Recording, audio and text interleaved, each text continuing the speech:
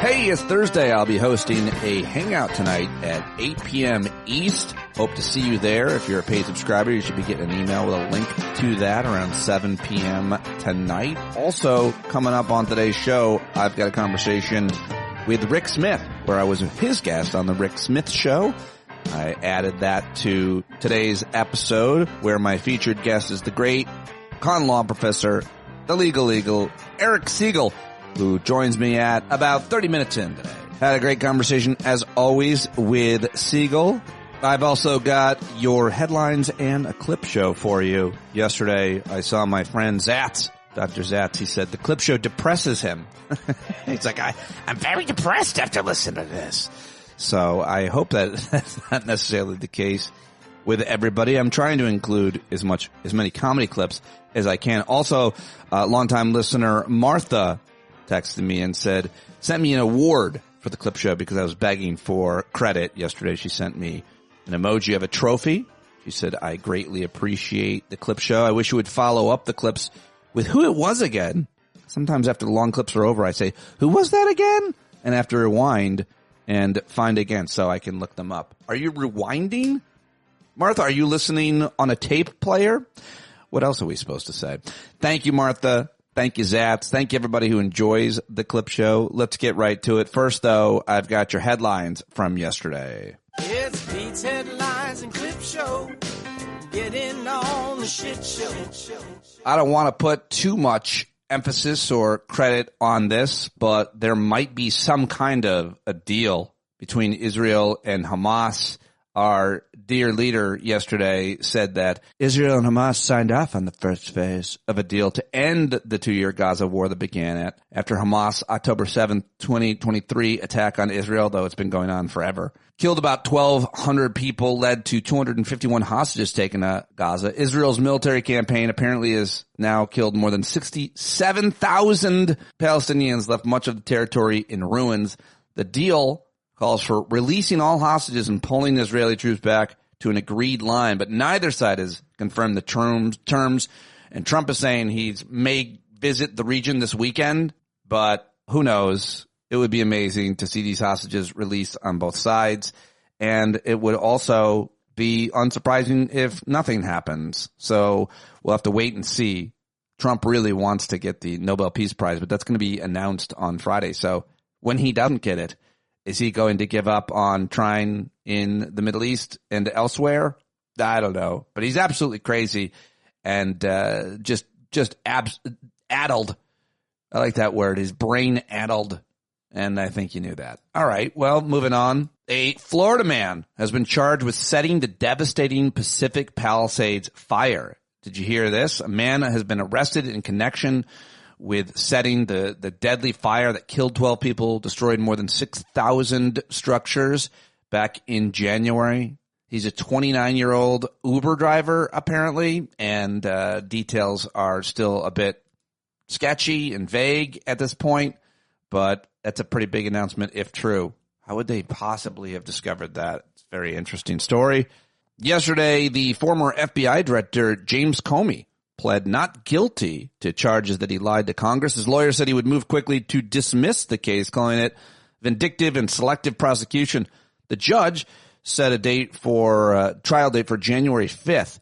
The entire arraignment lasted less than half an hour, but the scene at the courthouse in Alexandria, Virginia, in which Comey stood up to respond to criminal charges that President Trump all but ordered his aides to file, was the latest example of our Mad King's attempts to use the Justice Department to target his political enemies.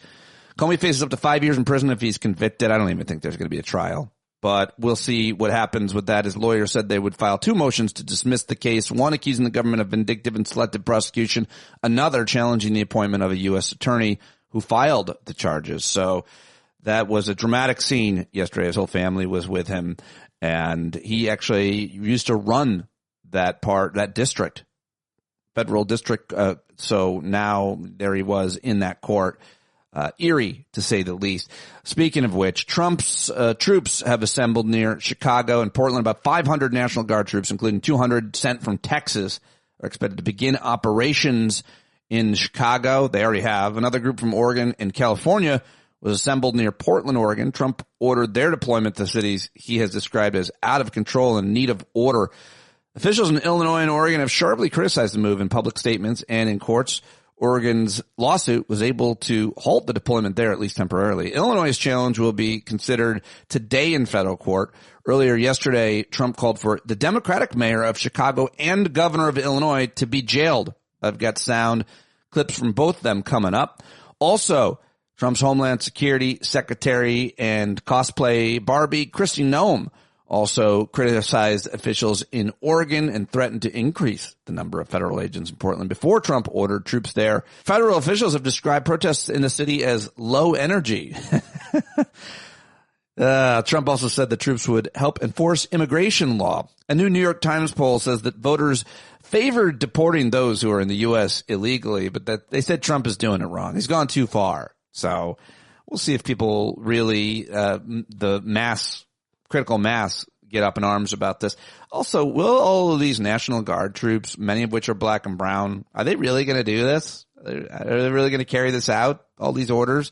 The Justice Department on Tuesday appointed as new head of immigration and court system a retired Marine Corps colonel who was fired from his command position as head of security at Marine Base Quantico for negligently firing a gun into the floor of his office. So he seems stable, and I feel safe about that. Well, the government is still shut down. Are we on our 8th day or 9th day? Who's keeping track? And House Speaker Mike Johnson said he would seat the new congresswoman elected from Arizona, Adelita Gravalva, but now he's not going to seat her until the Democrats agree to open the government back up. And another Senate vote to end the government shutdown failed yesterday. I think that's the 8th or 9th. And it's not looking like much progress is being made, though it does seem like most Americans are waking up to what this is about, a lot of it, which is health care. At least that's how the Democrats are framing it. That's what they want.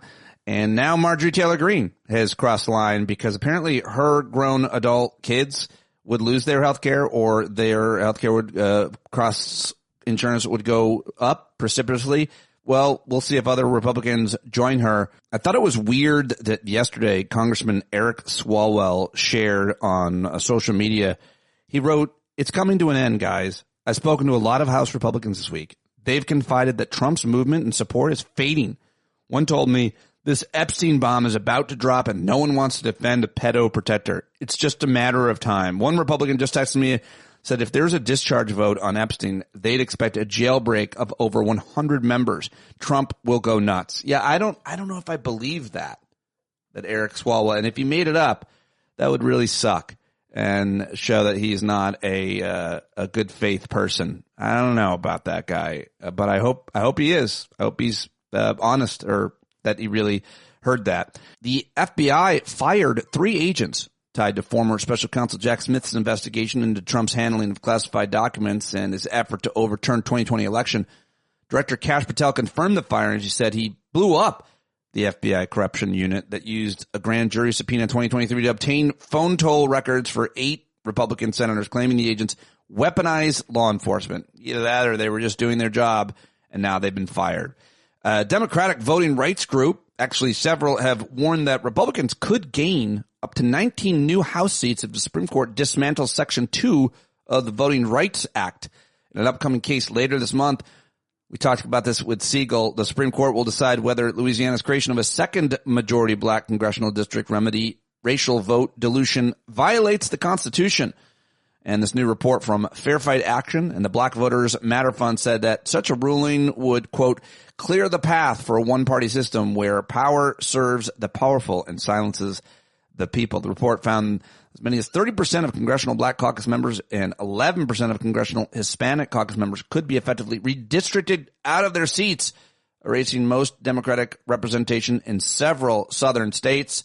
So I'm glad that they are sounding the alarm on that.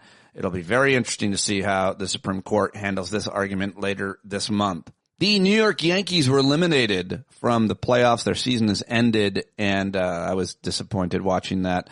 Last night with my mom and dad, watched it with Ma and Pa over the phone, and just a few innings. But it's because Trump went to the locker room before the game the other day and said, "You're going to go all the way. I think you've got this." Everything he touches dies. All right, those are the headlines I've got for you. Now let's get to the clips. All right, this is my favorite thing from yesterday. This is the governor of Illinois, J.B. Pritzker, live television on MSNBC, just shortly after our dear king demanded he be jailed. I think J.B. Pritzker is doing a great job, and here he is.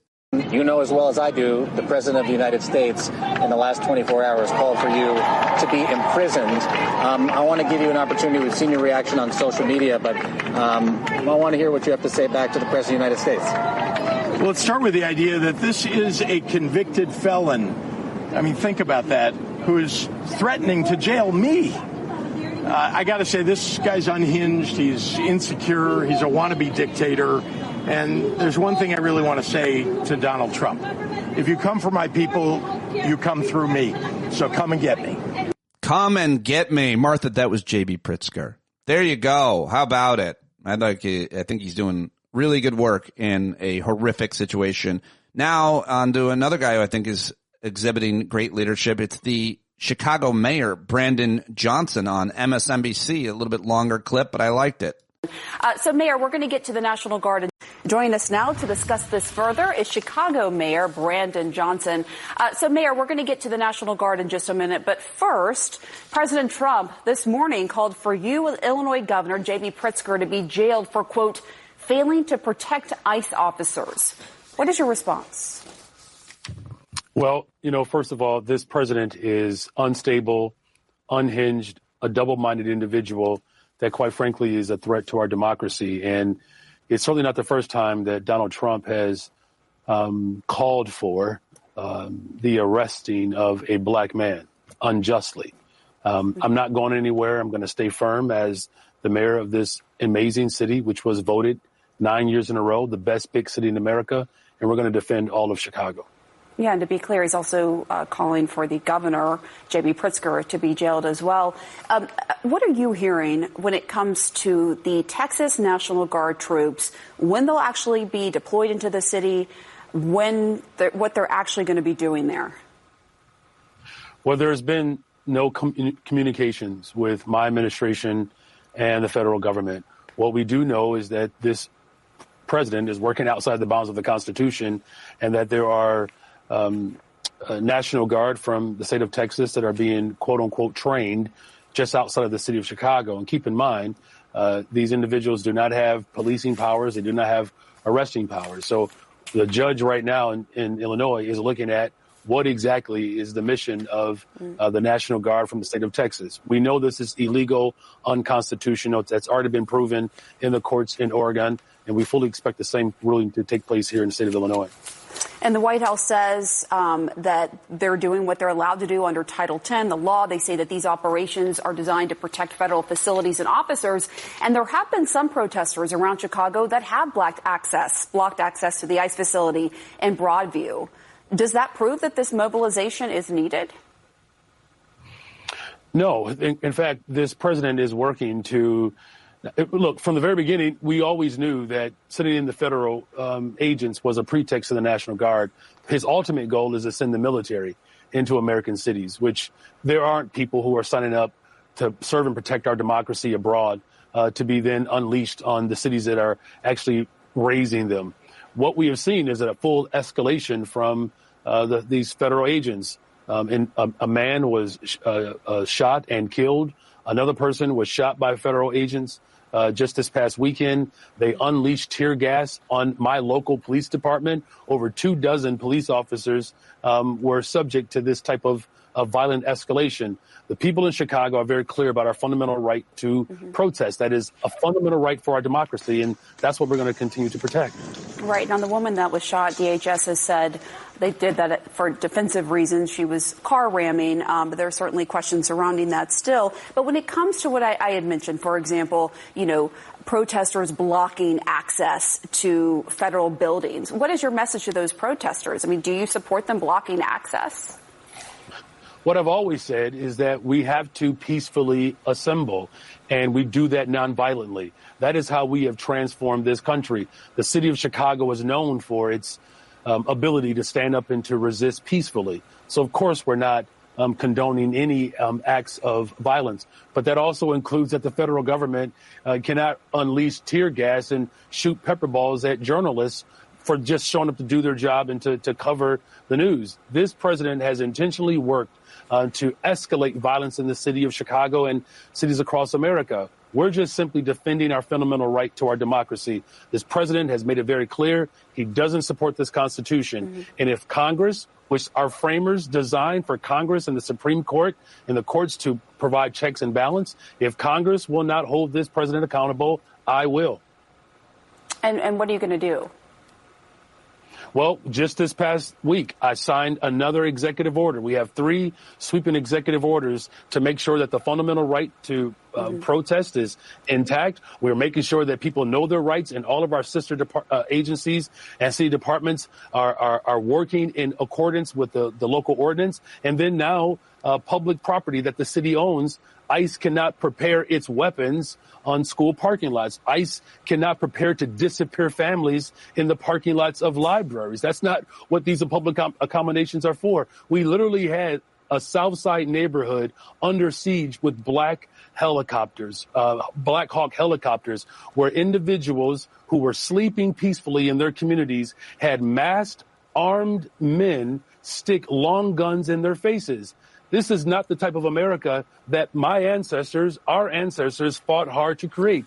This is a fundamental attack on our democracy. It's not about immigration. It's not about safety. It's about authoritarianism. And we're going to push back, and we're going to defend Chicago and all American cities against this tyrant. There you go. Chicago Mayor Brandon Johnson not holding back. And here's one more clip from the mayor of Chicago, a shorter one, but I wanted to include this. In Texas, the minimum wage in Texas is $7.25. The life expectancy in Texas is lower than Chicago.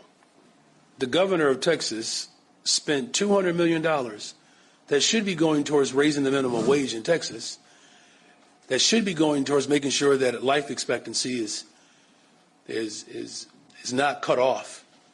$200 million to bus migrants to cities across America. He dealt with a storm where 700 people died. The governor of Texas should be worrying about Texas. Why he all up in my business? Focus on Texas. Oh, I love it. I like it a lot. All right, there you go. And now I've got another clip, which I think is great, from Chicago. This from one of the many rallies this week. This is a Monday rally in Chicago. Faith leaders voicing opposition to our tyrant's decision to deploy additional immigration agents to the city and threat to send federal troops. Well, here is Reverend Otis Moss.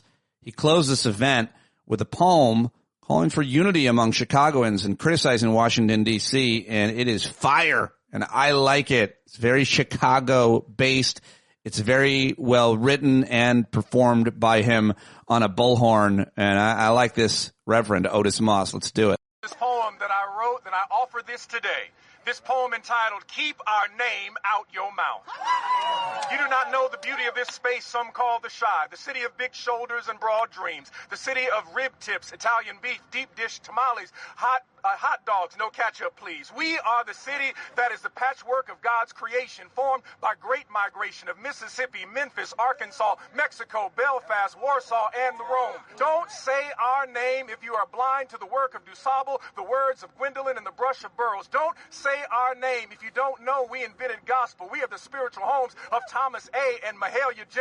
Don't speak our name if you don't know Bronzeville birthed Lorraine Hansberry, Marlon Gibbs, and a king named Nat Cole. We keep our name out your mouth. We, the city of the Shy, the black, white, Latino, Asian, Jewish, Muslim, Christian, Catholic, Protestant, Pentecostal, Hindu, Buddhist, Sikh, sanctified, holiness, humanist, agnostic, atheist, Anglican, queer, Quaker, suburban, urban, bougie, cutthroat, ratchet, and redneck. Keep our name out your mouth. We, the people of this place called the Chi, from the south to the north, to the east, to the west, disagree on many things, but one thing we agree. We love this city. We will fight for this city. We stand for this city. We built this city. We will defend this city and the rights of all in this city. We say unequivocally to those with unmerited privilege who occupy space temporarily in a city built by a black man named Banneker, I say for the final time this day, keep our name out your mouth.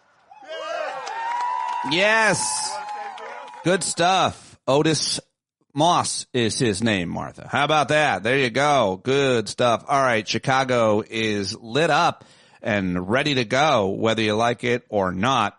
All right. And let's go to Portland, where the Oregon National Guard general, the guy in charge, is basically saying that if they're deployed, they would be protecting the protesters, not the federal government stormtroopers in ICE. As a result, this clip of him went pretty viral yesterday. This is Brigadier General Alan Gronwald. And I will provide my advice to the Title X commander that Oregon National Guard men and women they serve two purposes. One, to defend America, and two, to protect Oregonians. And so by serving in this mission, they will be protecting any protesters at the ICE facility. Well, there you have it. That's the Brigadier General of the Oregon National Guard. So that seems pretty cool. Let's see what happens. All right, now let's go to a clip from Senator Rand Paul. He was talking to my old friend Joe Matthew from the POTUS days, who's now at Bloomberg News. And he was talking about these extrajudicial killings, these targeting of Venezuelan, quote, drug traffickers. For all we know, they're fishermen. This is crazy that they're doing this, that we don't know who these people are. And I think Rand Paul is absolutely right about this, and he's proposed legislation to prevent it. It won't go anywhere, but I like this from the otherwise deceitful and awful Senator Rand Paul. The Coast Guard, when they interdict boats, it's a common thing off the coast of Miami and California. Yeah. About 25% of the time, the boat that they board doesn't have drugs on it. So they have made an error, but they don't kill them. But we've blown up 4 boats now, and if the percentages hold true, did one of those 4 boats not have drug dealers on it? If they all had drug dealers on it, the first 11 they killed, what were their names? What was the evidence linking them to being part of a gang? So I think there's a lot of unknowns here, and I don't think you can have a universal Coast Guard policy of just blowing up boats before they're interdicted. There's, decades-long history of how we board boats. We say, halt, stop, we will board your boat. Mm-hmm. If they don't halt and stop, there's an escalation of use of force.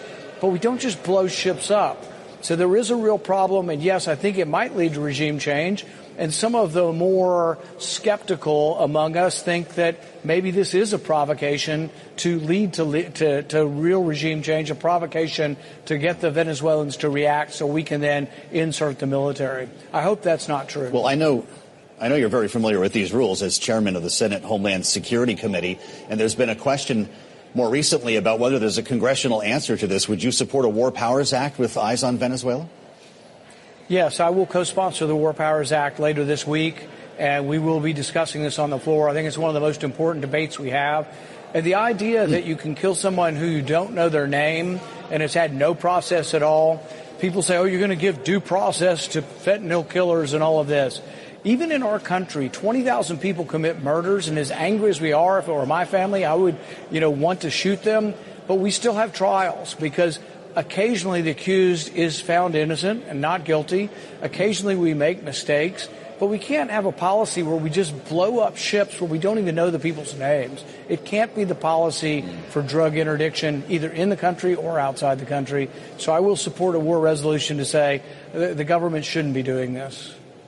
Well, that's news, Senator, and really interesting that you're going to put your name on this. Do you have other Republicans who will support that legislation? There will be people quietly who will say it's the right thing to do and will respect me for doing the right thing. I think most will be afraid of the response from the White House.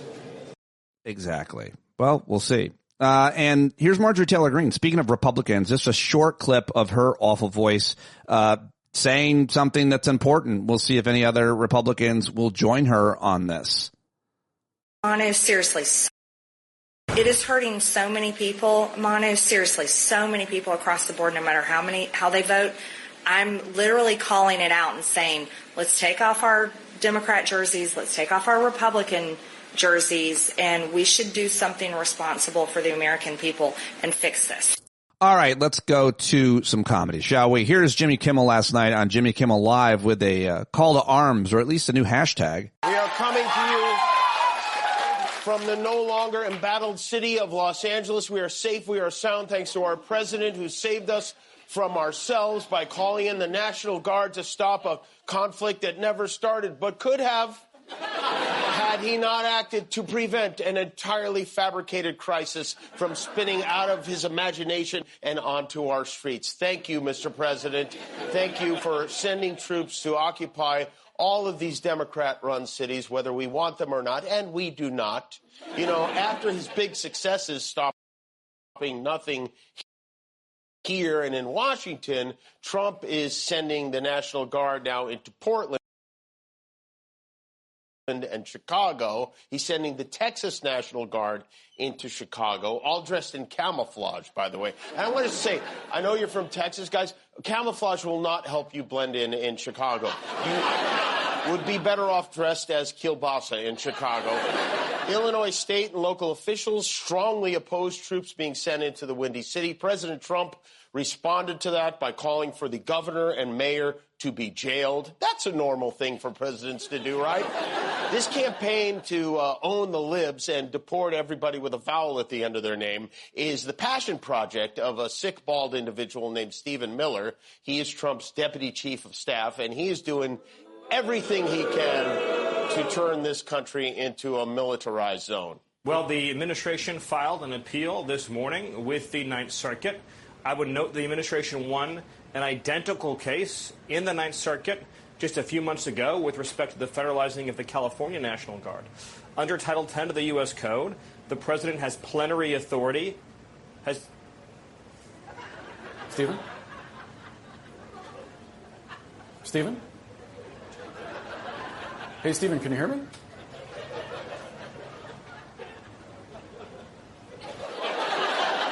Sometimes the batteries on dildos run out. You have to, you probably didn't have a USB cable. You have to recharge them. Not only is this incredibly dangerous and unnecessary, it's also just dumb. Trump is reported to be seriously considering invoking the Insurrection Act, which is a law from 1807 that would allow him to use the military to enforce his rules. This guy can't keep his insurrection in his pants anymore. Trump and his buddies on the right-wing media are talking about Portland like it's a scene from The Last of Us, when the reality is this is what these troops are being called in to stop.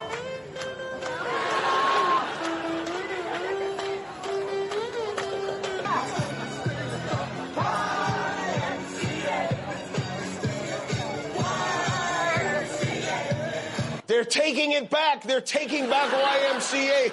We are reclaiming our village people in Portland. I think it's important that we know what is really going on. So if you live in Portland, Chicago, Memphis, D.C., any of the cities where Trump is sending in the National Guard to protect you from squirrels, I don't know. We want to see it.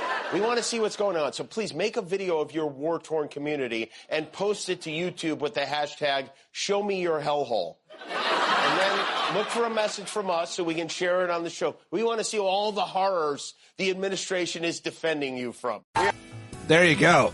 He started a hashtag, #ShowMeYourHellhole. I love it. And I thought that was very funny. As always, Kimmel doing great work and a little bit of activism at the same time. Awareness, creating awareness. Yeah. Have you seen these protests of the people dressing in the inflatable costumes? It's wild. I love it. They're so nonviolent that they're dressing up in costumes that would make it almost impossible for them to escape, run away, or commit any kind of violence. At some point, one of those people dressed up in one of those costumes is going to do something stupid. And then they're just going to ban those costumes or deflate them or whatever. One guy sprayed one of the feds, ICE agents, whoever he is, sprayed the mace into the vent of a costume, which is pretty horrific. Also, did you see that priest get shot by a pepper ball, a chemical ball, I think he called it, in Chicago, point blank range from a guy on the roof? That guy should be not only fired but arrested. He won't be. He'll probably get an award.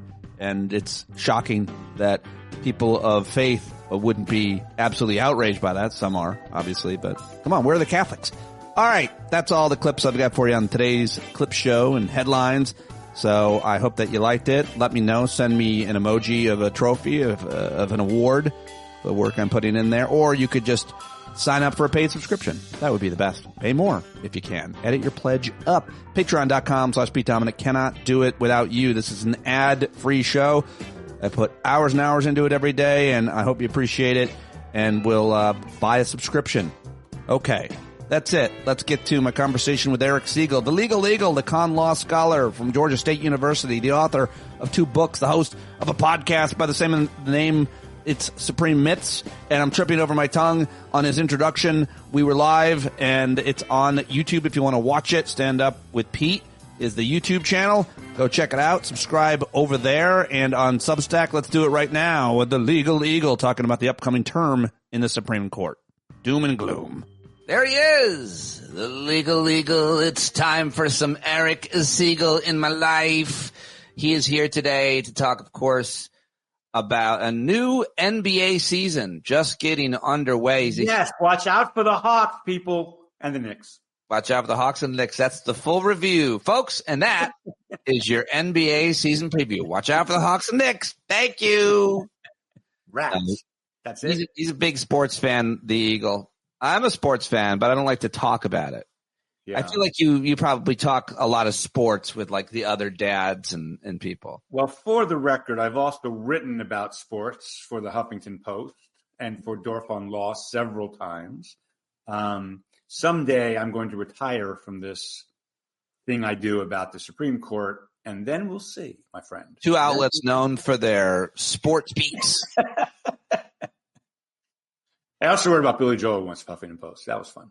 I sometimes like the controversies. I'm interested in the controversies and popular, kind of issues in sports, the economic issues, the gender issues, and all of that. I do get interested in that. And there's some big controversy about the WNBA, which I have no idea. Yeah, it's a great thing. But I will say we're going to get to sports today because the Supreme Court is going to hear a big sports case. Turns out.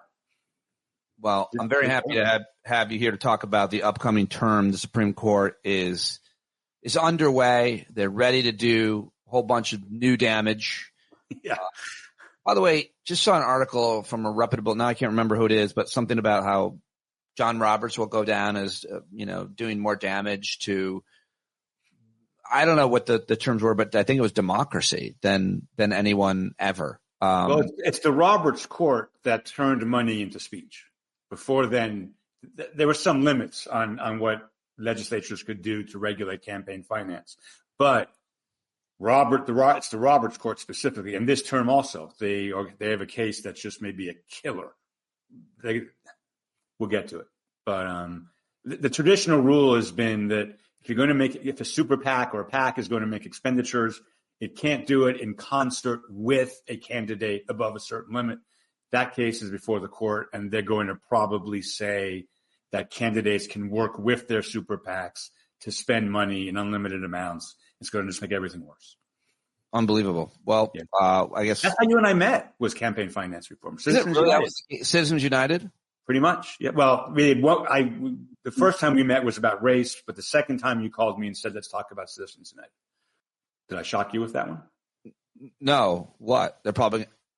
You paused for a long time. I don't know what just happened, but go ahead. Okay. No, I'm not saying that the first time we talked was about Senator Trent Lott making racist statements. Oh, right. Yeah. And the second time we talked about campaign finance. All the way back over a decade ago when I was live on SiriusXM, and now we're live on a number of other platforms, and I'm very happy to have you here. I mean, we're going to talk about we're going to do a lightning round, getting your quick take on many of the big blockbuster cases that this court is going to hear. I guess we start with today in this conversion therapy case. Sure. The overall theme for the course is R and R, and that's not rest and relaxation. It is religion and Republicans. Religion and Republicans always win. That's the theme. Religion and Republicans always what? You fade out sometimes. Religion and Republicans always win. Is that better? I moved the microphone closer to my mouth. It's the more that your voice goes down sometimes when you're making a point. It's weird that you do that because you're so seasoned. But sometimes you'll make this great point. The very last word I lose. But it's. Are you sure it's not your ears? Maybe it's my ears, but I think I'm almost positive it's your face. So anyway, yes. This is religion and Republican. So today was religion. A Christian therapist in Colorado is challenged a Colorado law that bans conversion therapy, which, as your audience knows, is when people try to make gay people straight, basically. And it's torture. It's and the experts, scientists, psychologists say that it's ineffective and it's in fact abuse. Well, this is actually, Pete, a hard issue. It's just not a hard case. Telling therapists what they can and cannot say to their patients does absolutely implicate free speech concerns. I'm not saying it doesn't. And the question is it a medical procedure or is it free speech? But what I want to just tell your audience, the Supreme Court obviously is going to rule that this Colorado statute is unconstitutional because they want to do as much damage to LGBTQ people as possible. They shouldn't hear this case today. This is another case in a long line of cases brought by an organization called the Alliance Defending Freedom, which brought 303 Creative versus Alonis, which was the website person who wanted to create websites but never had and thought they might be prosecuted for not including same-sex couples, even though she didn't have a website. The court shouldn't have heard that case. This is the same group that brought a case challenging Missouri practice that had ended by the time the case got to the Supreme Court regarding religious schools, and the court shouldn't have heard that case. This woman today says in her pleadings she doesn't do conversion therapy. End of discussion. She has never been threatened with prosecution. Colorado has never prosecuted or fined or done anything to anybody under this law. And this is just a case made up by the Alliance Defending Freedom to do harm to LGBTQ folks. And Article 3 of the Constitution requires a case or controversy. And the Supreme Court has held over and over again that when you bring a case before you're arrested, before you're fined, before the government has come at you, you have to show a direct threat of enforcement. Otherwise, anybody could sue about any statute any time. Just real quick on this, there's a famous case from the 1960s where Connecticut prohibited contraceptives. And women who couldn't get pregnant for very legitimate physical reasons brought a lawsuit saying we have to use contraceptives effectively to have intimacy because we can't get pregnant. It would be very disastrous. The court didn't hear that case because Connecticut wasn't enforcing the law. A couple years later, a doctor wanted to open a Planned Parenthood clinic. That's when Connecticut was going to enforce the law. That became Griswold versus Connecticut, the famous case that created the right to privacy. The idea is, unless the state sues you, you can't sue the state until they make some threat or they arrest somebody like you. Colorado's arrested nobody. This law has not been enforced. And she has said, I'm not using conversion therapy. So why are we debating whether conversion therapy can be prohibited? Anyway, the reason we're hearing it is because the Roberts Court hears all cases brought by ADF, Alliance Defending Freedom, which is really Alliance Defending Religion. Their website says that their organization is dedicated to the traditional God view of marriage. And it's just one more in a string of cases brought by that group. I think the one word you're missing there is Christianity. It's specifically Christian, the religion that they're protecting. They're not advocating for Islam or Jewish. Well, every now and then, so there was a case in the 1990s involving beards in jails. In the 2000s, where the court did protect a Muslim and facial hair. And it does do that every now and then, like every 10 years, to show they do that. It's a Christian nationalist-led run organization with a Christian nationalist agenda? You mean the Supreme Court? See, I can be funny at times. Don't talk about it. Just let it be funny. It was funny, and then you ruined it. See, I'm smart. All right, Fredo. Before we came on air, we were having a discussion of whether I was funny or not, and I said my wife thinks so why not? Anyway, go on. Sorry. All right, that is the gay conversion therapy case that doesn't have any standing and shouldn't have been brought. But there's a lot more cases that are going to have a lot deeper effect. All respect to LGBT youth who are struggling. That is not most Americans. Most Americans will be affected by a lot of these other cases, and you can tick through them for us, including, we mentioned this voting rights case, this redistricting case. There's going to be a case, obviously, I think, brought about whether or not the National Guard can be ordered from one state to another state. They haven't granted, so far they haven't said they're taking a case like that, but they're going to eventually. They're going to have to. Yeah. Unless the Court of Appeals overturns the lower court decision in Portland, for example, which is all happening really fast. I think eventually the court is going to wade into that issue, but they haven't decided to take that kind of case yet. I think one of the cases on everybody's mind is the tariffs case, right? The tariffs case. Before you get to the tariffs case, you're going to talk about the cases they did grant cert or they are going to hear arguments for, but one case they didn't is this case around Ghislaine Maxwell. What do you think of that real quick? I love the fact that when Donald Trump was asked about it, he was like, who? Never heard of her. What did you think of that? I've asked that. I've had 4 guests today, and I think I've asked that at least 3 of the 2 of them. What did you think of that? Because I don't think that he's as senile as a lot of other people think. I think he acts that way sometimes. And I think that that woman lives in his brain more than any other person because she knows stuff. I think he's thinking about her all the time. So I think that was fake. It was just a few months ago, or maybe weeks, I'm sorry, it's all blending together, his Department of Justice brought her in for an interview and then got transferred to a minimum security jail. There's no chance, 0 chance, no chance that happened without Donald Trump's knowledge. Right. 0 chance. Yeah, of course not. Todd Blanchard, he didn't bring her in. They went to her. Let's be clear. Yeah, fair enough. Good correction. All right, let's get to this tariffs case. Yeah. What's this about? Whether or not the point I want to make about this case is that's going to put the Roberts Court to the test, which of course they're going to fail.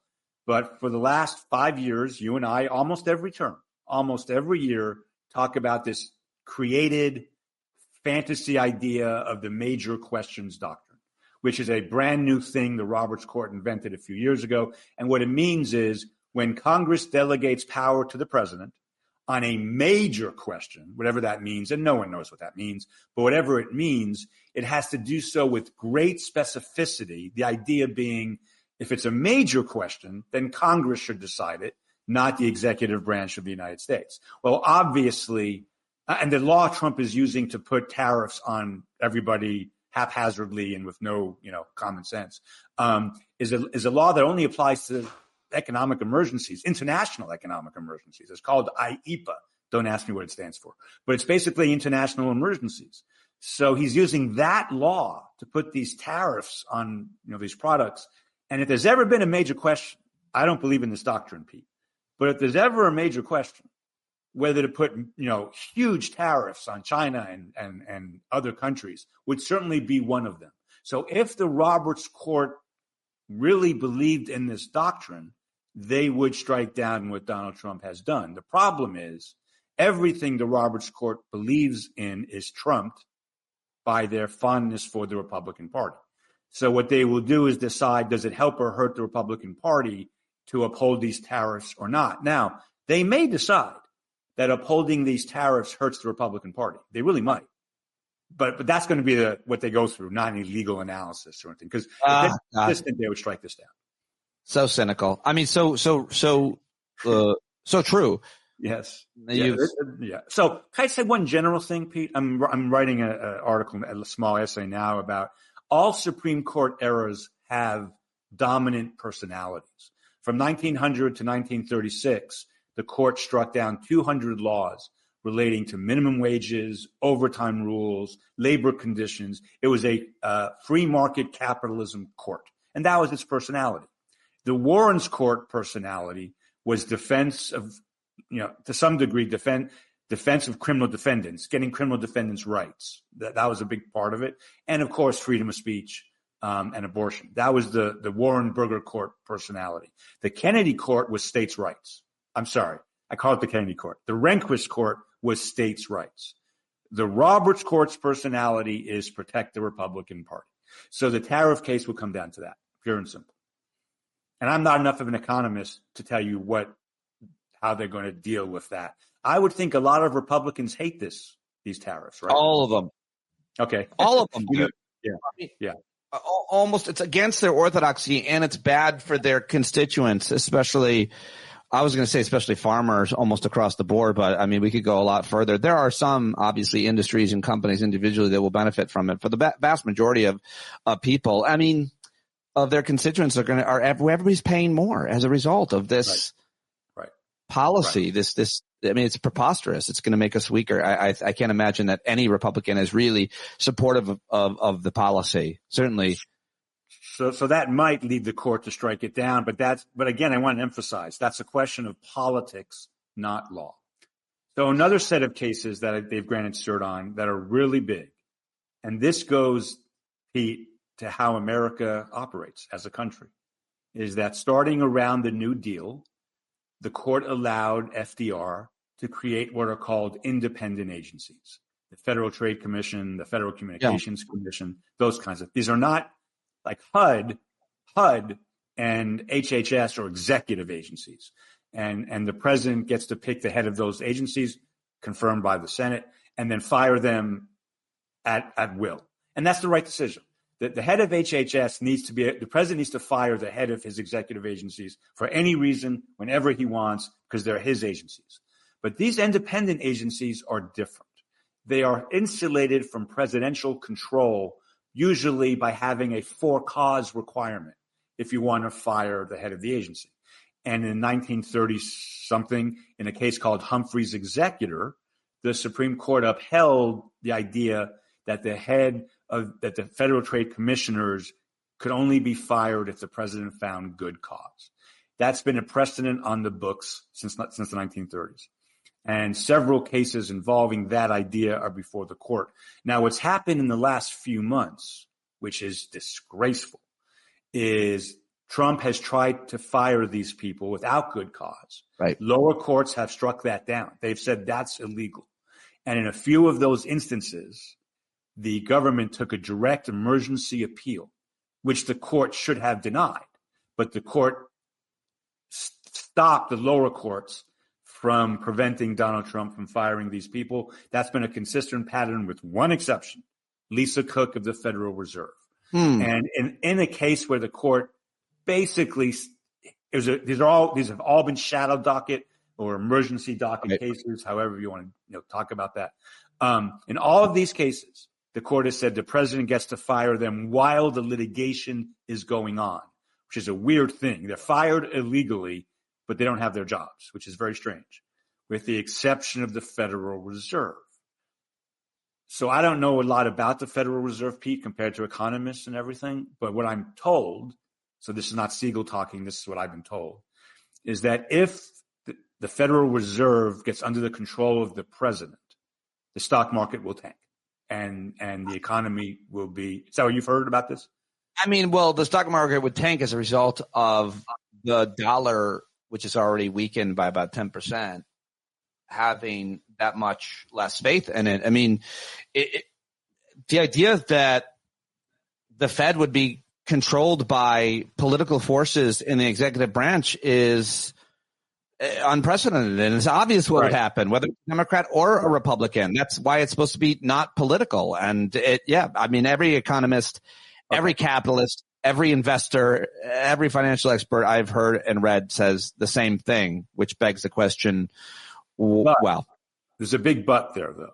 Yeah. Is there any kind of legal, constitutionally principled difference between Congress saying you can only fire the Federal Trade Commissioners for good cause, so that's now the president can fire them any reason, but we're going to make the Federal Reserve an exception to that rule. And no, there is no principled legal exception to that. So if they do that, it is solely a pragmatic kind of way to protect their investments. I don't know. I mean, it's crazy.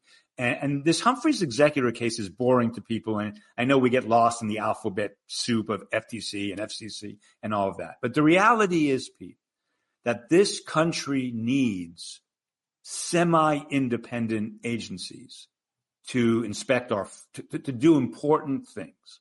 And that's why Congress did this right after the Great Depression, partly to stop another Great Depression. And there are legitimate arguments that the Constitution as written doesn't call for these kind of independent agencies, but we've had a century of having them. Go ahead. Coincides with yesterday, I think's episode of the New York Times Daily, which covered Russ Vought and what he wants to do at OMB. And he basically, in his own words, talks about these independent agencies as being unconstitutional, and he wants to destroy many of them. These independent agencies are vital to, maintaining stability between one administration to another. But as we know, this administration is taking over everything in either control, alt, deleting, defunding, or if they like it, just staffing it with sycophants. And, the woman apparently that's in charge now of election security was an election denier. Well, the woman in charge of the Department of Education was the Worldwide Wrestling executive. Now don't you dare attack the great Linda McMahon. And we should actually talk about that, Pete, for a second, if you don't mind.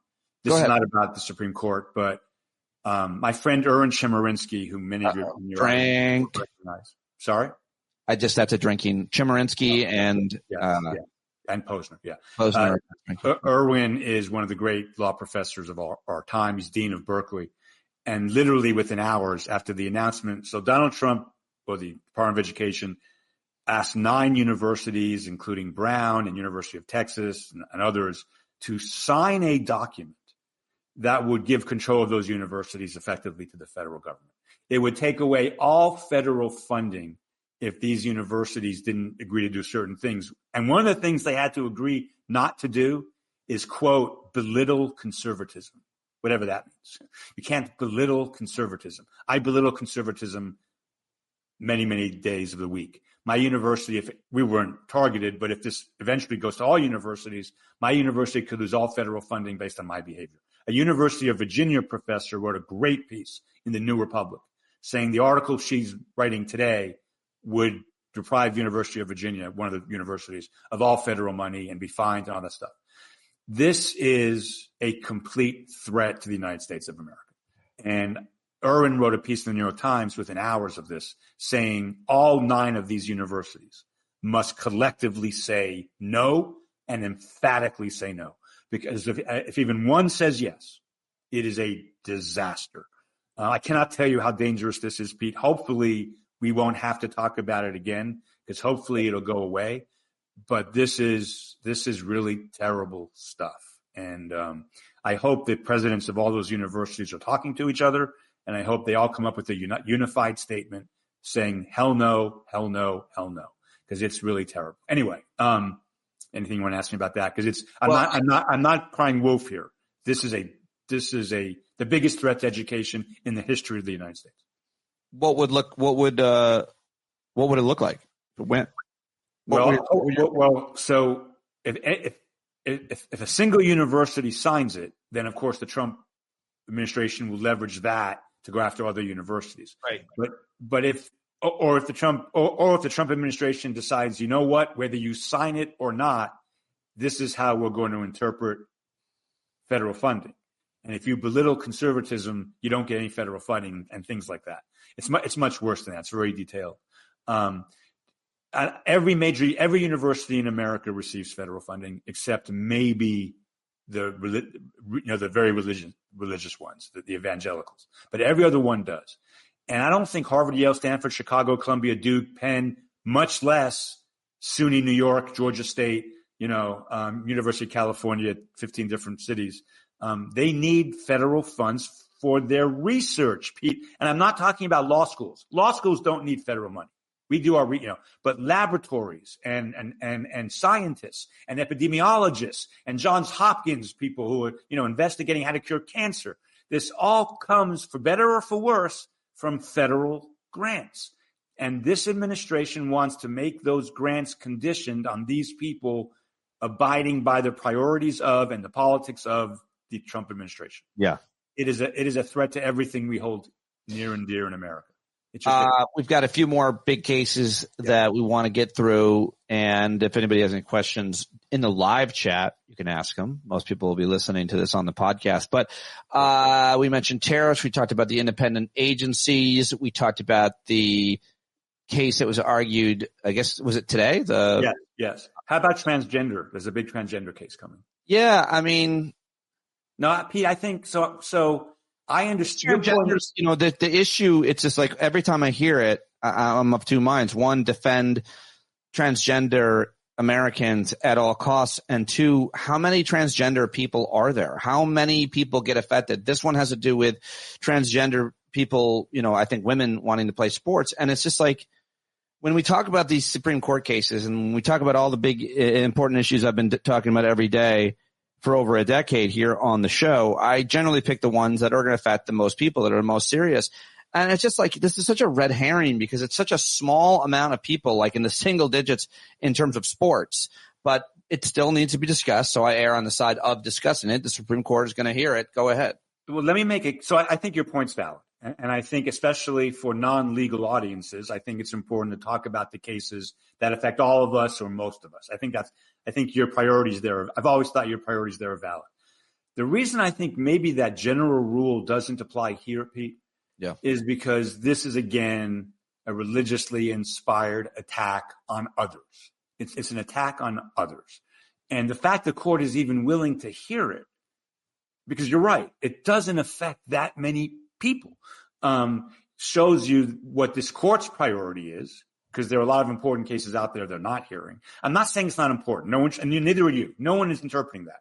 But the Supreme Court only hears 75 cases a year. So these days. So the question is, why this one? And the reason it's important to me is because anything that attacks the other these days, meaning non-white Christians, non-white males, is something the court is interested in. And I don't think, by the way, I don't think it's an easy case. I'm not saying it is. I have mixed feelings about the issue on the merits of transgender athletes playing women's sports in some sports. So I've had a lot of talk about this with my very politically correct daughters, and we've really gone about this. And I think my daughter, Sarah, who is 17, is all law all the time, has given me the correct answer to this problem as a general proposition, which is you can't have one rule. One rule doesn't work for this kind of stuff. Pete, I don't think a 6'8" person who identifies as female but was at birth born with male genitalia. A transgender woman. I don't think a 6'8", 250-pound person like that should play high school basketball against other women. I don't. I think that's or at least I think it's a hard call.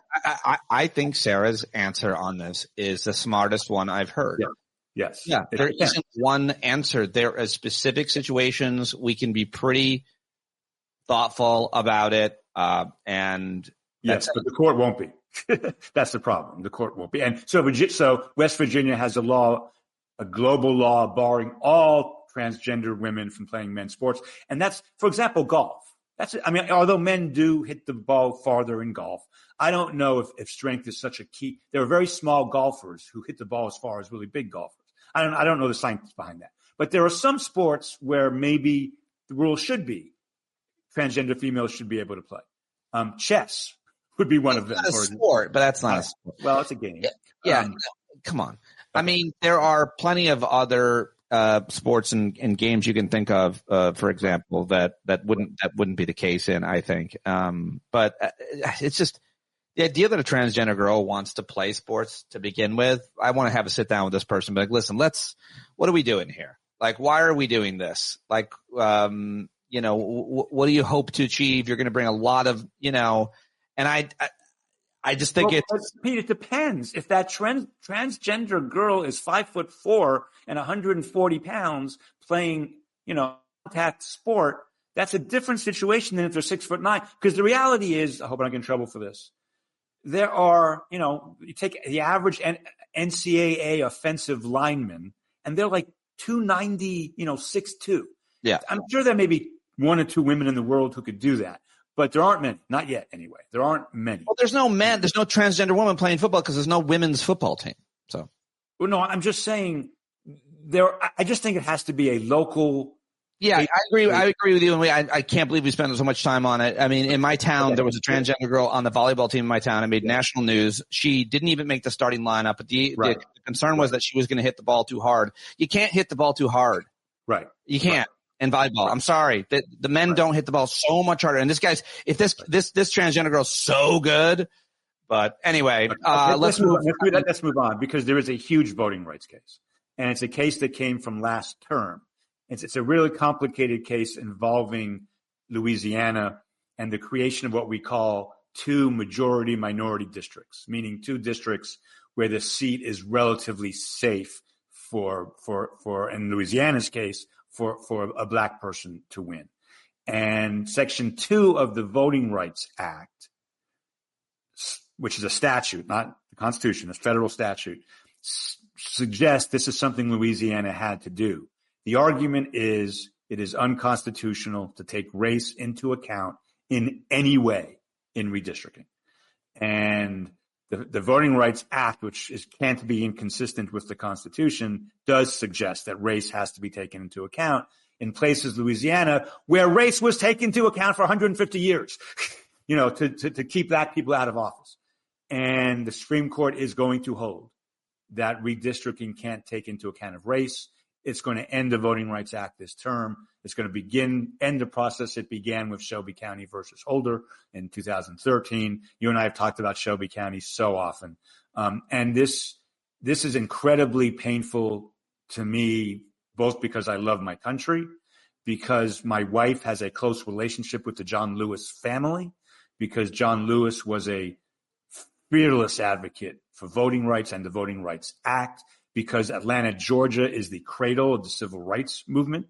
And without Atlanta, Georgia's people like Andrew Young and others, not to mention John Lewis, who was my representative, the Voting Rights Act would never have been passed to begin with.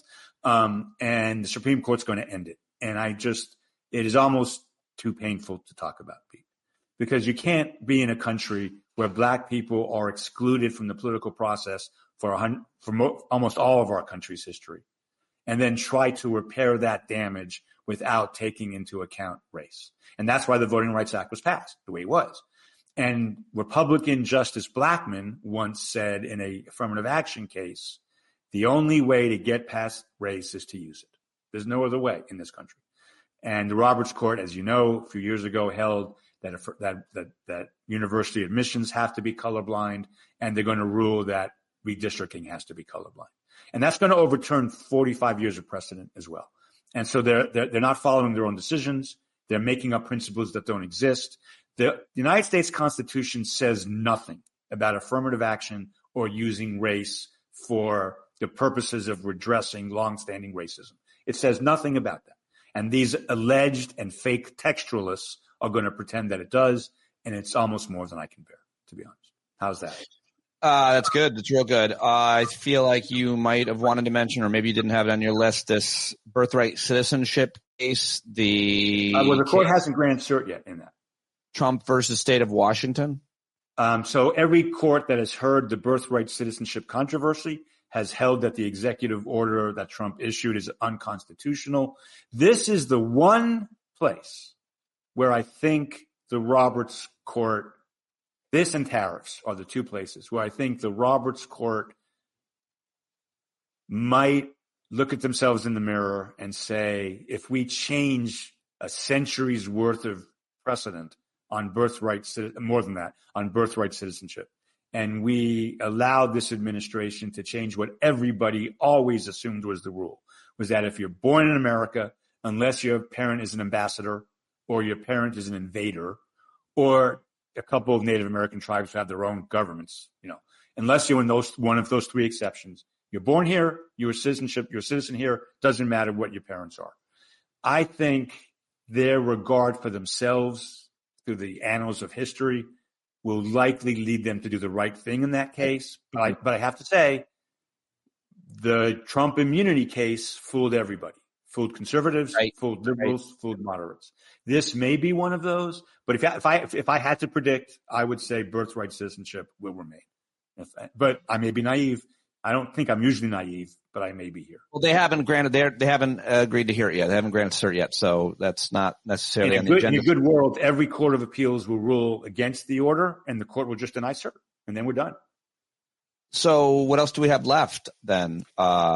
Potential National Guard?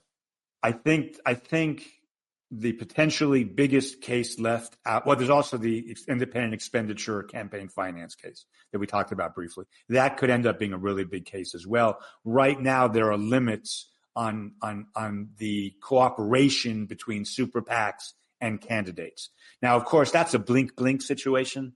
Of course, we know that super PACs cooperate with the candidates they support, but at least it has to be kind of subtle and hidden, and it can't be direct.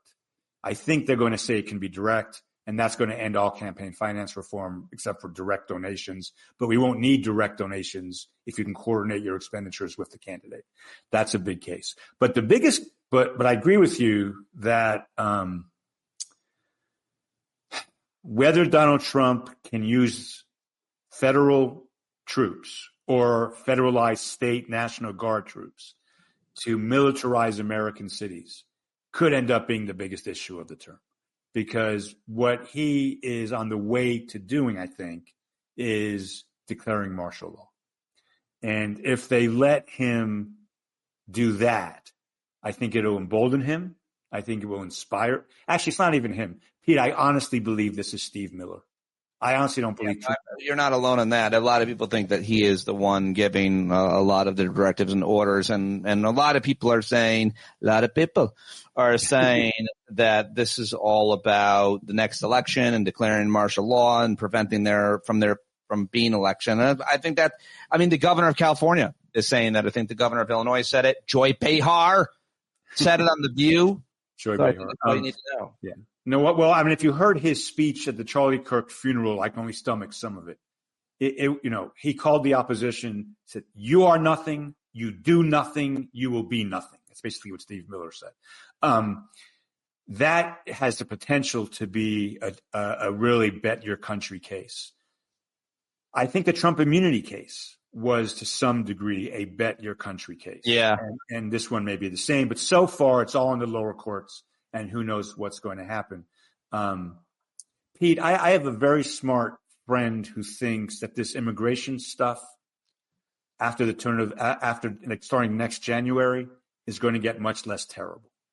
And he has a lot of complicated reasons for this. I'm not an expert. Immigration stuff, meaning the snatch and grabs, the secret police, deportation. The ICE presence for the alleged purpose of cracking down on illegal immigration. He thinks that this is going to slow the economy so tremendously and scare so many people and employers that eventually this issue will calm down. I'm not saying he's right or wrong. I don't think he's obviously wrong. And I do think it's coming from Miller, not Trump. So I think Trump's big thing is tariffs. If you think, I don't know who this person is, but if you think that cruelty is the point and it's what motivates people, it's not policy. It's about winning and pounding your enemy and drinking liberal tears, then why would you want to stop what is creating more of an issue for most Americans watching these images? Then why would you stop that? Well, first of all, I don't actually think the presence of what Trump is doing in Portland and Chicago and Memphis, Tennessee's a red state, and all these other places, I actually think immigration is only part of it. I think the bigger plan is to have his people there for the midterm elections, already stationed there to intimidate people at the polls. Yeah. No, I think there's a lot of why wouldn't that be? Even if that wasn't the stated agenda, if it wasn't written down somewhere, it would seem to be a pretty logical conclusion. Yeah, it's not the stated agenda, Pete, because I think the economy. Again, I'm talking out of my expertise. I admit it. Go ahead.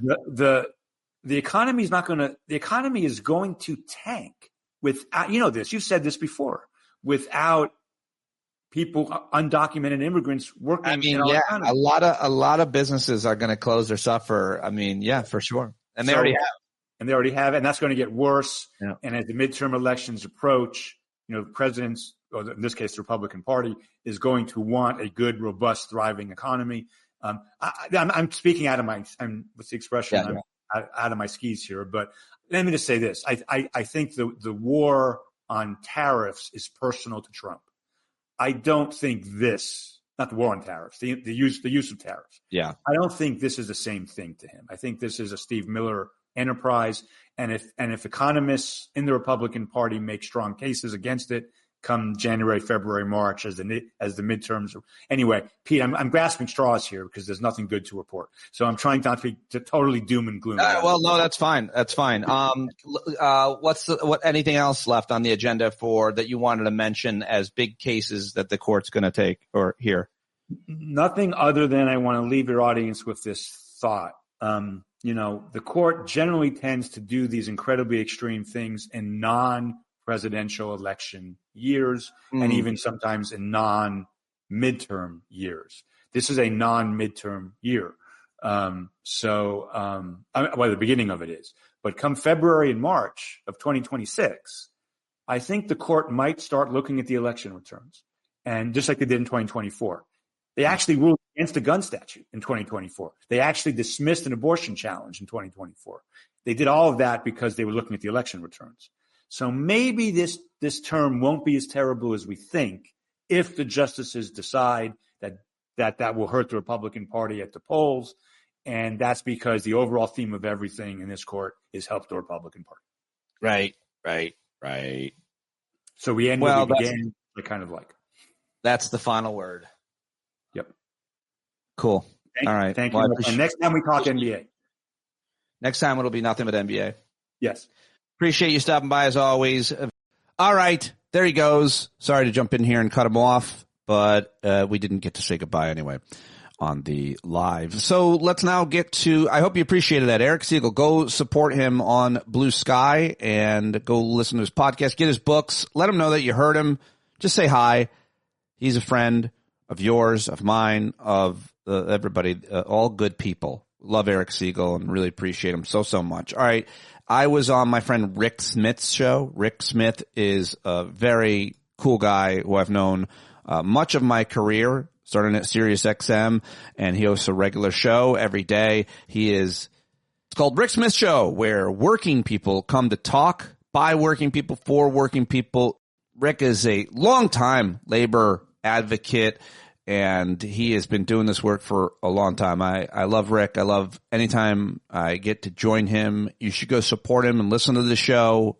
Go to thericksmithshow.com and you can listen to it there. Let him know that you appreciated him having me on. And here is my appearance on the show today. You can find it at thericksmithshow.com, but I thought I would just share this here as well because I thought I said some things that make sense. I thought it was a pretty good talk. And so I said, you know what, let me just tag it on. People can listen to it if they want or not. I appreciate you either way. Look, I get emails every day from people going, I don't know what to do. Sky's fallen. It's the end of democracy. It's the end of the world. It's all bad. All bad.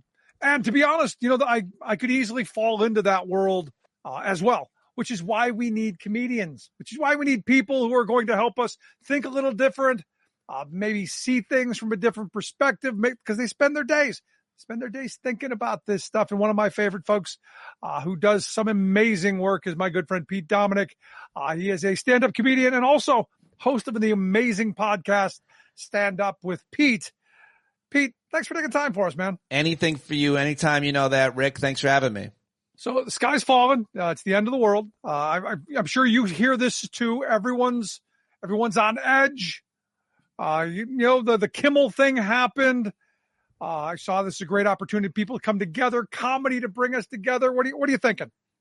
I think that we have to be both honest with where we're at right now. We have to be able to name it. And I think there's different names. We could use all kinds of names and frames for where we're at. But I think we need to also take into consideration the history of humanity, the history of this country. We're about to celebrate 250 years. Some of us maybe we won't be celebrating it. Maybe we won't be allowed to celebrate. I'm going to cancel speech. But I think that we also have to celebrate our wins when we get them, and we do get them. And I think we also, most importantly, have to realize we're not the first people to be here. And it's important to look back at history and see what other folks did. And what other folks did is they accepted to a certain extent the situation that they're in. They didn't give up. And one thing they did every day was they built community. They connected with each other. They helped each other. They looked out for each other. They kept people safe. And we're seeing that every day on the streets of New York. We are of America. We're seeing people put themselves between law enforcement and the people that they are trying to snatch off the street. We're seeing people protest every day and every night at these ICE facilities. People are doing a lot. A lot of people need to do more. There's a lot of apathy. I think that's what the A stands for in America, Rick. But I will give credit to the millions of people who are on the streets in different cities. I'm looking forward to No King's Day 2, October 18th. So that's my opening salvo for you. Was it optimistic? Yeah, no, that's what we need. It's again, the work. We've got to be doing something. We've got to be active. You got to have a reason to get up and not be, the end of the world's here. You've got to keep moving forward. And I think the Kimmel thing, while not an enormous victory, still a victory. The fact that all of the powers were pushing in that direction, and this little victory was won. I'll give it a bigger. I'll upgrade your little victory to huge victory, because I think that we are seeing all these different hills that we're supposed to try to climb and fight on. And then at some point you have to decide which one you want to die on. And I chose to die on the mountain of free speech. That's where I chose. And I went on a whole bunch of different networks, 2 American networks, 2 Australian networks, 2 Canadian networks at that time, because I felt like a lot of people were shutting up. They were terrified. They were worried about losing their jobs after the Charlie Kirk assassination and worried about defending Jimmy Kimmel. And that's the hill I wanted to die on. And we didn't. And guess what? I got a direct message from Jimmy Kimmel. And it was worth it, not because I got the recognition of him or my peers or anything else. It was worth it to fight the fight that mattered the most and to win it. And we've lost a lot of them. I mean, I've been involved in all kinds of elections, including local board of education elections, which are the toughest ones to lose in a way because they're so direct. But listen, this is a huge win because we met them and we where they were at, the FCC in this case with Brendan Carr, and we won. And Jimmy Kimmel came back. And that was because obviously money, they saw that Disney saw they were going to lose more money than they would maybe gain, to simplify it, in the potential merger. They were losing subscriptions. So that matters. Boycotts make a huge difference. And let me just say, I've been against them because I didn't think they were effective. And I thought a lot of people were losing time and money and resources. I hadn't seen a boycott be effective really very much in my lifetime. I'd heard about them in previous generations, the civil rights movement, obviously. But I think they're working. I think they're working in different places and spaces. And I think when they're organized effectively, they matter. This one mattered. We won. Big deal. No, as a labor guy, I'm a big supporter of boycotts because I do think that if done effectively, if you can get people on board, to really understand that they have power in their purchasing, they have power in their patronage, that we can swing the needle. And then this was that what I'm saying that this was a victory I think it shows people that they can be empowered, that they can make change. And I think we were a little worried that maybe we weren't going to be able to for a while. So I think this was a victory. You saved the TV show though. This, in the grand scheme of things, I'm not as far as you were. Well, I don't see it that way. I don't see it as saving the TV show at all. I see it as breaking the power of the FCC to not cancel everyone and anyone. They came for Kimmel because he was one of the most effective. They already came for Colbert before him. And they were successful there. Somehow he's still on the air till May, which is hilarious because every night he's pounding our dear leader into the ground. But it wasn't those TV shows. Those TV shows don't have long, TV in general, traditional television is going away. Everything's fragmented. It is what it is. You can be nostalgic if you want, or you can just accept the truth. So I don't think it was about a TV show. I think it was about the most powerful people in entertainment not being canceled by the federal government. And if they cancel the most powerful people, then the rest of us have a lot less hope. So I see it from a more global point of view than you do, Rick Smith.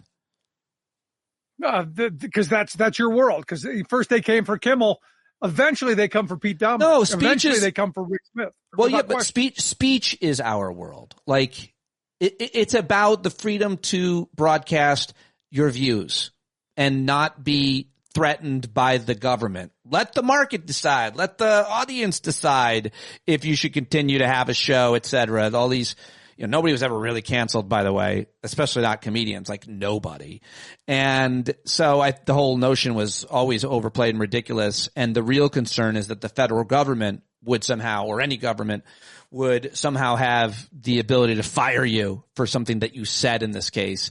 And that's the real threat. And they carried it out. And the fact that people on the right, who fancy themselves free speech warriors, haven't been consistent. Some of them have been, shows who they are. But I think it matters for speech, not just for entertainment, not just for comedians, not just for journalism, speech in general. Now, Trump said today, again, he reiterated that you can't burn a flag. He said, I'm taking speech away. I think he really actually said those words.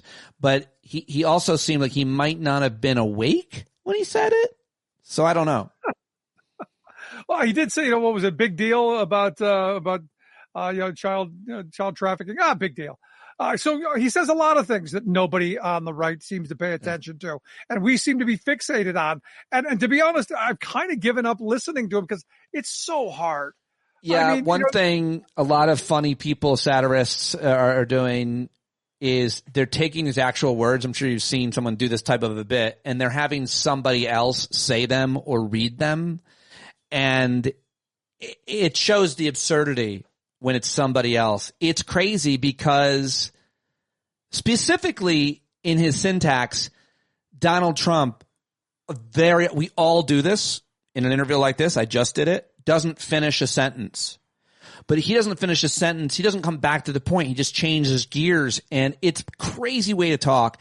And I just saw this clip of Pete Buttigieg back in May speaking in Iowa at a town hall.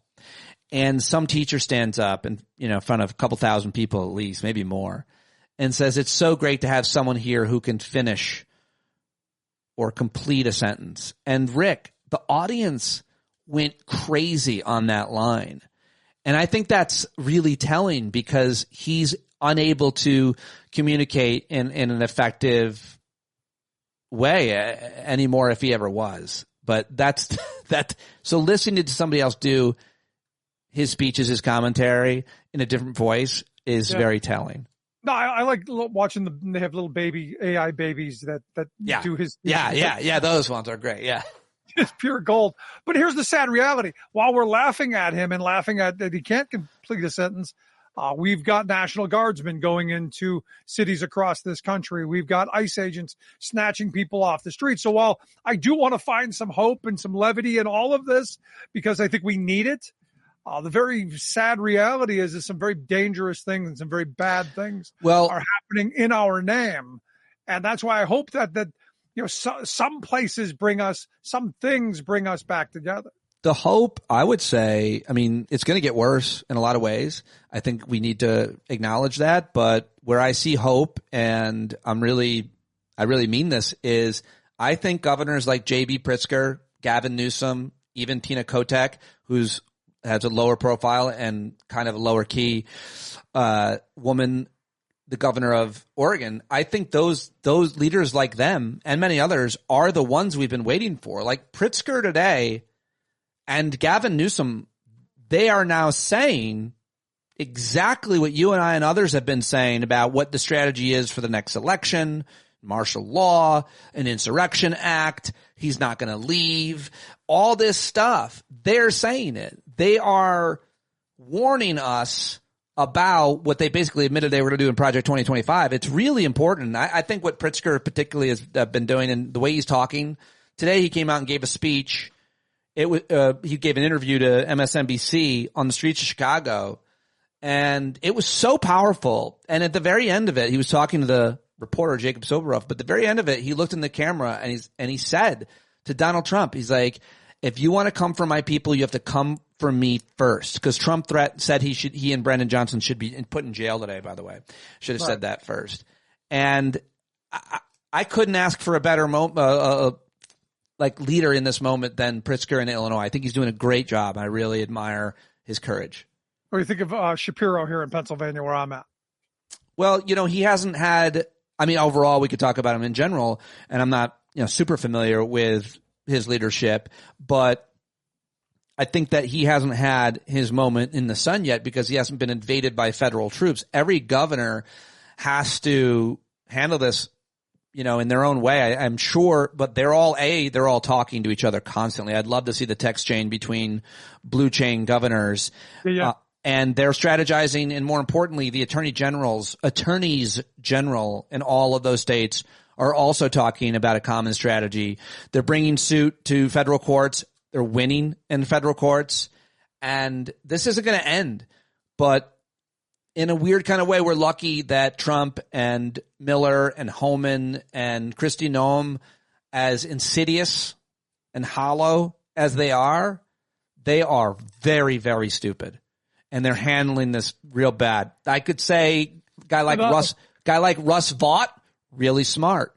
Rubio, very smart. There are others in the cabinet that are, RFK, real dumb, brain rotting right in front of you.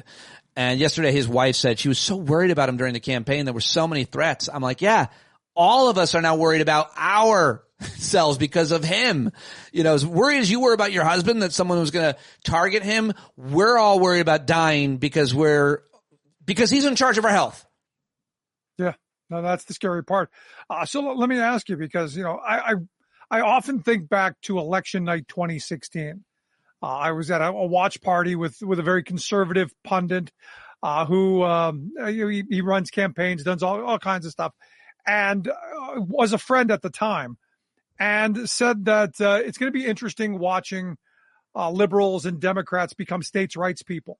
This is back election night of 2016, and it's amazing how accurate that statement was, with just kind of a flip statement, because he knew how far Trump was going to go. He didn't at the time know it was going to be this far, but he knew they were going to do this kind of stuff. And it has been kind of interesting watching Democrats going, hey, we got to hold on to states' rights. Yeah. I've been covering politics for long enough to have all those quaint arguments about the role of government, role of the federal government, and the Federalist Papers and states' rights and all of that. But I think that those old arguments were about policy, like Medicare and infrastructure and things that, it's pretty reasonable to say are the federal government's responsibility, Social Security, all kinds of different policies that affect different industries, environmental policy. Those are reasonable arguments and debates to have. Most of us now are talking about states' rights vis-a-vis that we should be able to control our own National Guard, and that the federal government shouldn't be able to send in or activate other states' National Guards or our own states' National Guards. Like, that's the main states' rights that we're talking about. They were talking about abortion. We were talking about abortion, but now it's like we're specifically, I don't love, when conservatives go, oh, listen to progressives and Democrats, now you're up for states' rights. I don't know if that's the case. I think specifically this federal government is the tyrannical government that Mark Levin and right-wing radio hosts have been screaming about, worrying about, warning about their entire careers, grifting about their entire careers. And Barack Obama and Joe Biden and Bill Clinton never did any of those big government things that they constantly warned about. But Donald Trump has done all of them.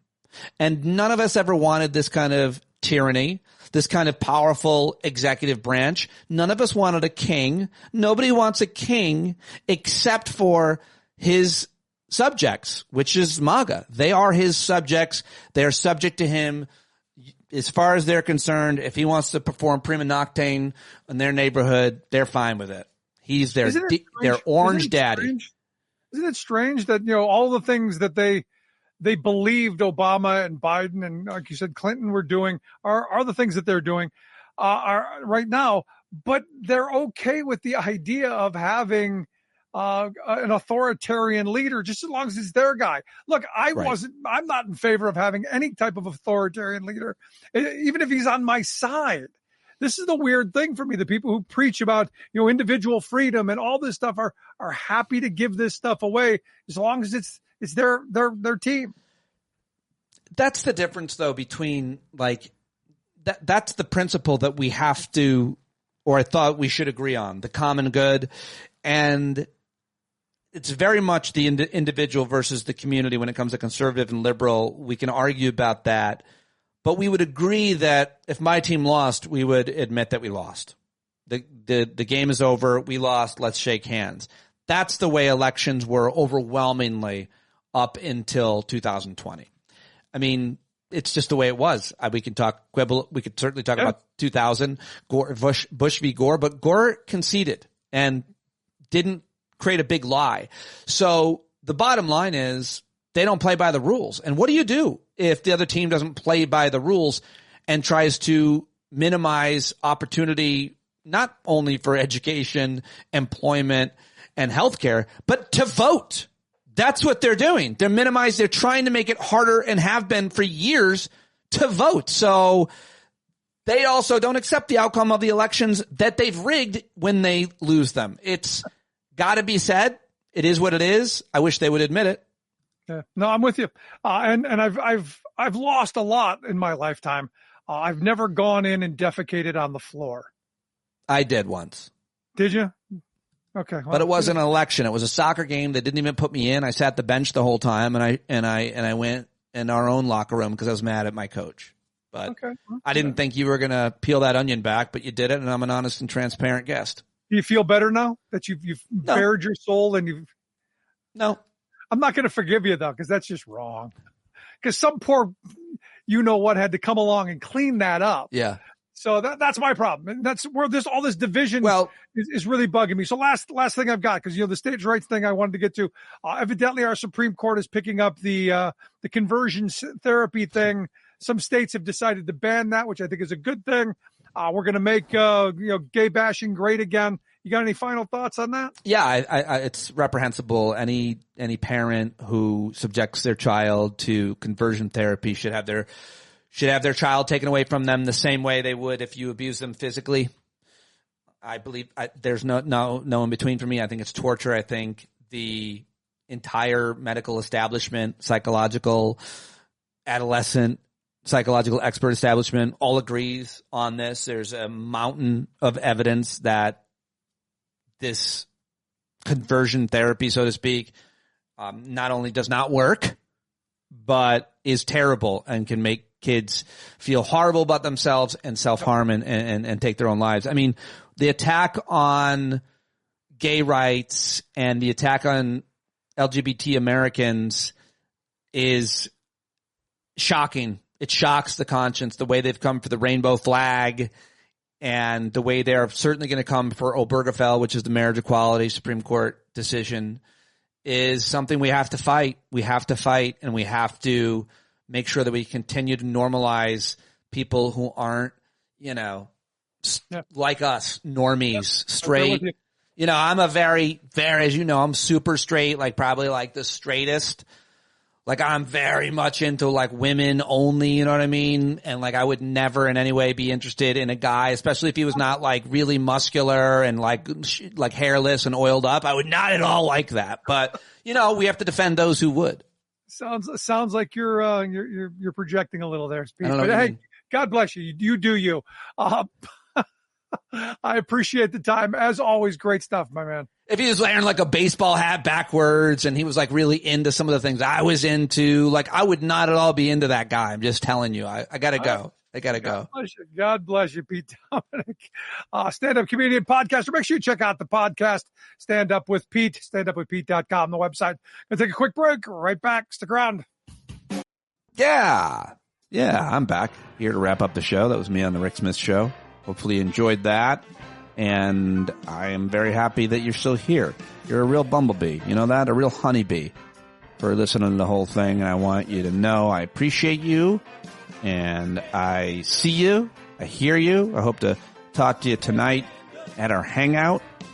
And yeah, thanks for being here and for listening to almost 90 minutes, I think it is, of today's stand-up. And I'll be right back tomorrow. And I should be live today around noon with the author of a new history book called White Lies: How the South Lost the Civil War, then Rewrote the History. Ann Bausum will join me for the first time today around noon on YouTube and Substack. So go subscribe there and support John Carroll, who writes and performs all the music for the show. You can support him on November 6th, where a bunch of us are going to meet up, hopefully, for his album release party in Virginia. Maybe make a weekend of it.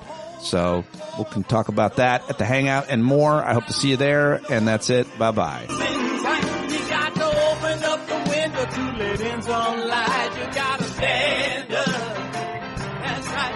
You got to rise up. You got to stand up. You got to stare the devil straight in the eye. We got to let him know it's his turn to go. See it clear when all you hear is a lie. So get up off of your butt, down off of your fence. Even if it ain't a very friendly audience, well, they'll begin to listen when you start making sense. And you stand up, stand up. No need to point your rifle to defend your town. Just stand up, stand up. You know they can't deny you what you're laying down. Boy, you better stand up, stand up. Show your face of every color, yellow, black, red, and brown. She's the place where every lost child will finally be found. There's only one thing to do before we stand our ground, and that's stand up, stand up. Well, the founding fathers saw a land for all. They had to stand up, they had to stand up. They had a keen imagination for a crystal ball, drawing all the plans of stand up. But all they had to go on was the time they were in, with other causes for laws, and since they weren't even sin, they knew that change was gonna come before the change would begin. They had to stand up.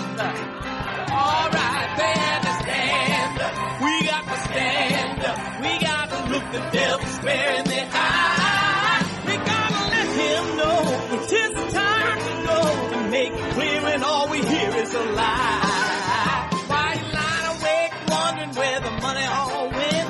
It'll be the cost of freedom that'll go unspent. You can see him flee the scene of that experiment if you stand up. Alright, we got to speak up, we got to reach up, and raise your voice in every way you know how. Don't be toes up, you got to show up. Ain't no better time to do it but now. No need to pledge allegiance to no wanton tribe. Rise up, show obedience to the voice inside, and listen well and it'll tell you not to run and hide. It says stand up.